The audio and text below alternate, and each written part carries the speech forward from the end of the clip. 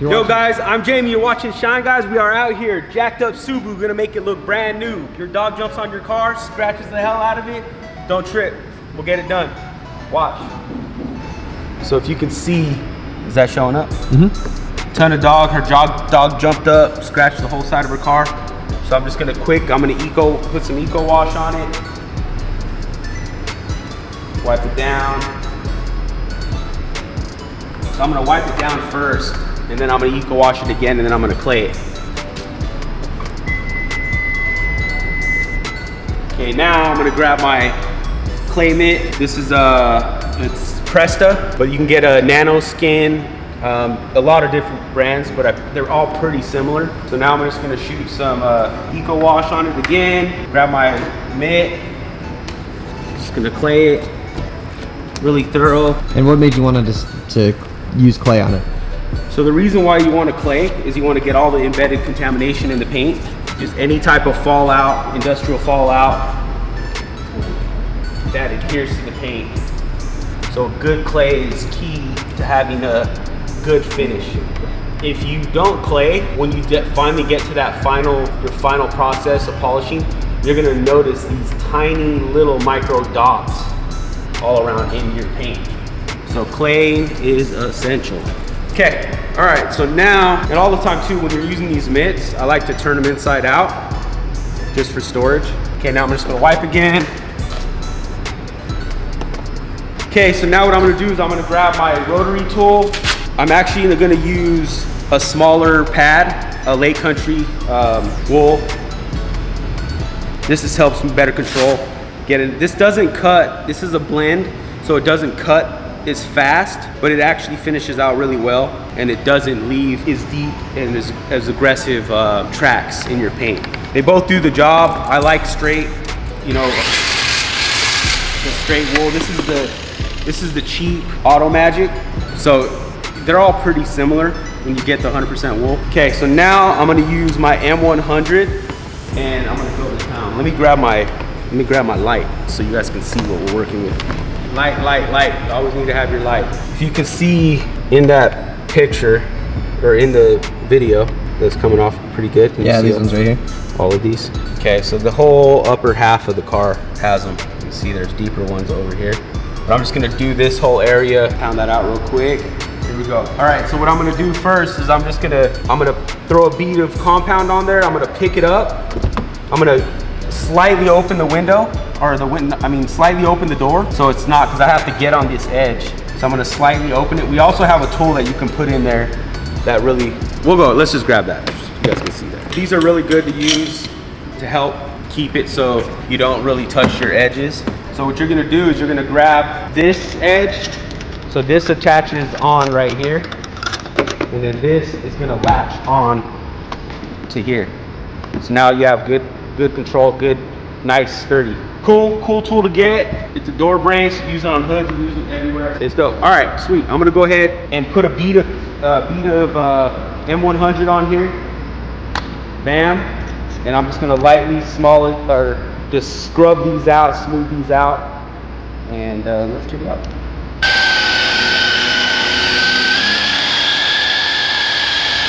You're already a lot better.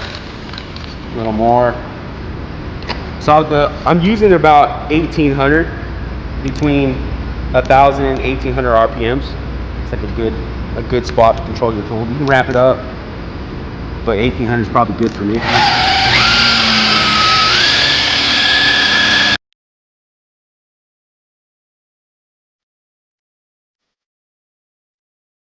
Another good thing to realize too, as soon as you start getting a lot of dust, you want to throw a spritz of water on there to keep that dust down. So immediately, right when you start to dust, add some water. It's gonna make your cleanup a lot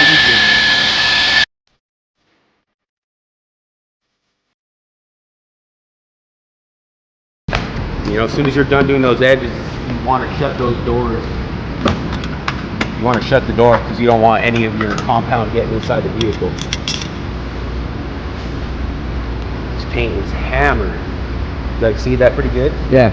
Especially right over here where you had your light on this back panel, right here. Up higher. Yeah, right there.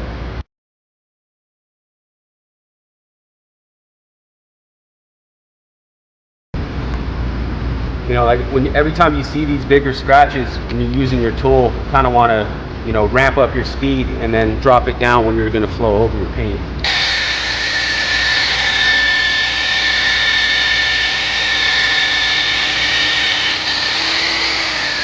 Anytime you're working over these panels, if you just notice that I just like to touch the panel, I always want to just keep it nice, a little bit cooler.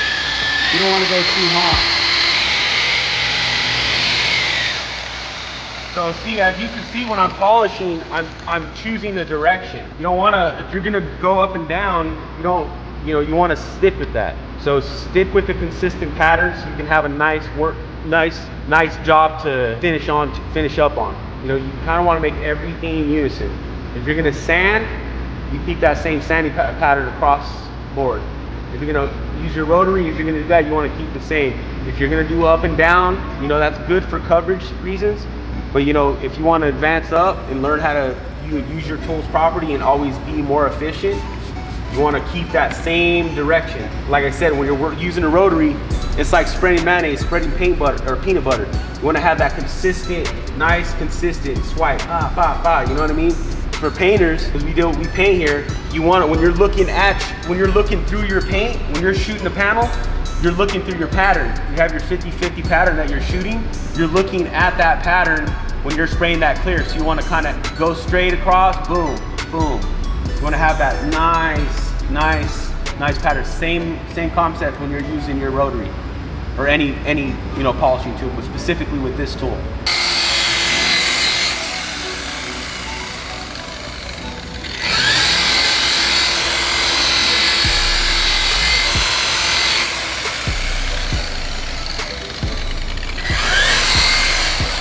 Also another thing too, so when you're using water, it's gonna drastically drop the amount of compound or polish or anything that you're gonna use.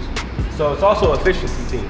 And you know, save it, make more profit. You don't want to waste all your money, get a good job and you're gonna waste all your money on product.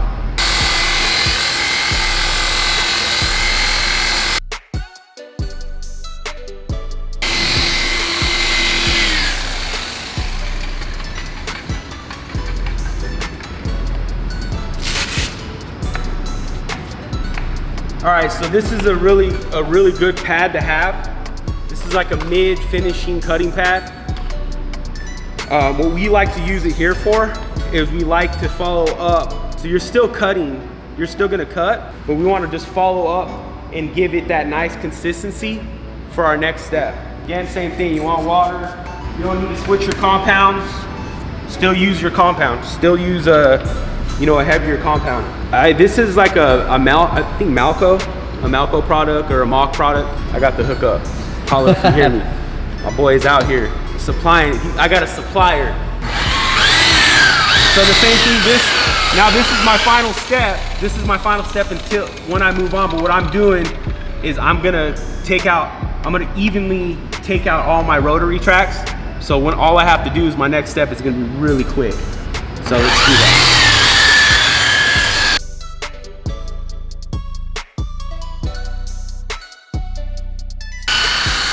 So on this step, when I'm doing this finishing step with my rotary, I'm doing more of a glide, but I'm still giving pressure. This is boss life right here. If you can do this step, which I've been a lot of places and I work with a lot of guys, there's very few that could actually get this result with just a rotary tool. And I'm not, it just takes a lot of time. I've been doing this since 2003. I didn't get my first DA sander, I think whenever Porter Cable came out with theirs. So you're thinking that was like 04, 05, So you're thinking the technology's changed. It's like, dude, keeping it real, back then it's like most guys were swirling the shit out of paint because it would take us, it'd take us a lifetime to do it. So like I said, this step is just a finesse step. This is all you're doing is you're massaging. This is where the technique comes involved. Nice flow on the paint. Moisture is key. Moisture is key. Every time you're using this, you want to have moisture. You don't want to do anything dry. And there's another thing too. It's not necessarily the compound in my combination. You know, we're not using, you can do this with any cutting compound, any microfiber pad, any wool pad. You know, I'm not gonna try to sell you some bullshit, you know what I mean? It's like, pick something you like, learn how to use it, and then go to town. This is what I like to use. And I've tried to change. I tried to change the way I did, and I realized, look, what it doesn't work for, this works for me. Go ahead and shoot a little bit of water on there, and I'm just gonna float on it again. Not adding any more compounds. Just gonna go around it.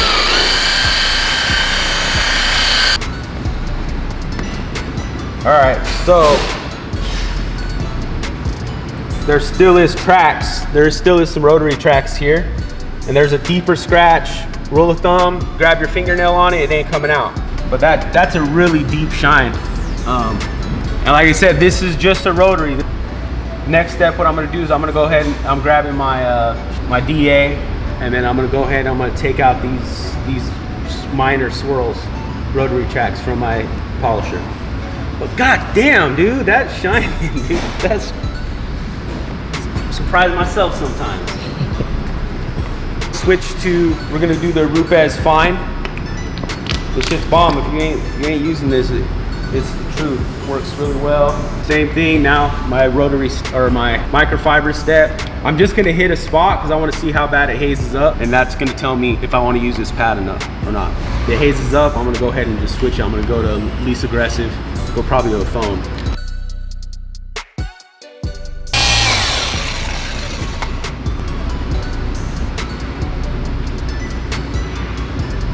That's not too bad. Slight haze, but that's what I'm doing. So I'm gonna go ahead and hit it with this tool.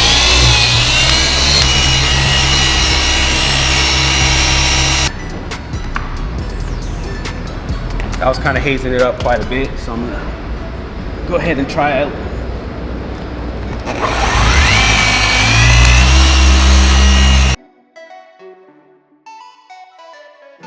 All right, so I think we're pretty good. We're finished. We're probably gonna be finished on this paint.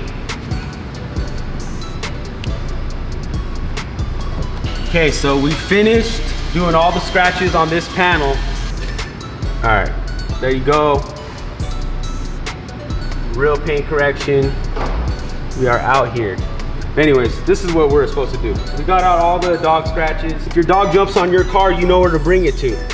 These deeper ones, they didn't come out. You could probably put some clear coat on there and buff them out, but you get the gist of it. This is what it was before. This is here. Anyways, guys, I'm Jamie. Shine Guys, we're in Salt Lake City. If you don't watch this whole video, you're crazy. Watch the whole video. Like, subscribe, follow. We're out here. We're working.